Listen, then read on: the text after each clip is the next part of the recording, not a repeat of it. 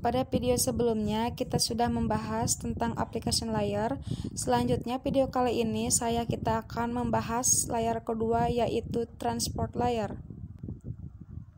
Jika di application layer tadi kita memiliki banyak contoh-contoh seperti HTTP, kemudian tadi saya jelaskan SMTP, ada POP3, ada IMAP, kemudian ada biasanya SSL.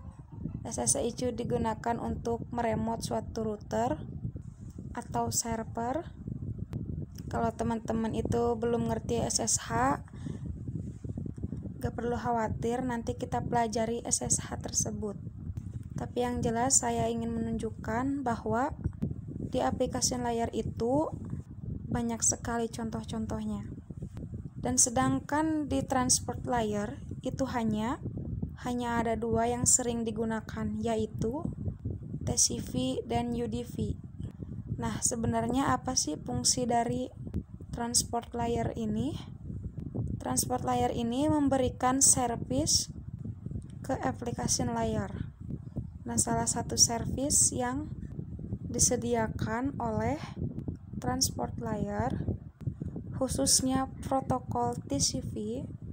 Jadi sekali lagi bahwa di transport layer itu ada dua ya, ada TCP dan UDP. Nah, salah satu service yang diberikan oleh TCP yaitu adalah error recovery mechanism. Kemudian apa Mas yang diberikan oleh UDP? Nah, itu akan kita pelajari lebih lanjut pada section berikutnya ya. Jadi di sini saya nanti hanya akan menjelaskan satu server. Oke, sekarang kita akan pelajari cara kerja. Oke, kita akan mempelajari service error recovery mechanism yang disediakan oleh TCP. Jadi ini adalah salah satu contoh ilustrasi. Di sini contohnya adalah ketika suatu klien melakukan request ke website.com. Jadi ini menggunakan HTTP juga ya. Jadi ini sama juga dengan contoh yang sudah kita bahas di application layer. Jadi suatu saat klien melakukan request ke website.com, kemudian request tersebut sampai ke website.com, ke web server, dan web server akan melakukan respon atau reply. Nah, respon yang diberikan oleh web server, kalau di application layer tadi kita hanya punya data dan HTTP header. Nah, sebenarnya pada transport layer dia nanti akan menambahkan TCP header seperti ini. Jadi ada TCP sequence, TCP sequence 2, sequence 3. Sequence di sini artinya urutan aja ya. Jadi urutan 1, urutan 2, urutan 3, seperti itu.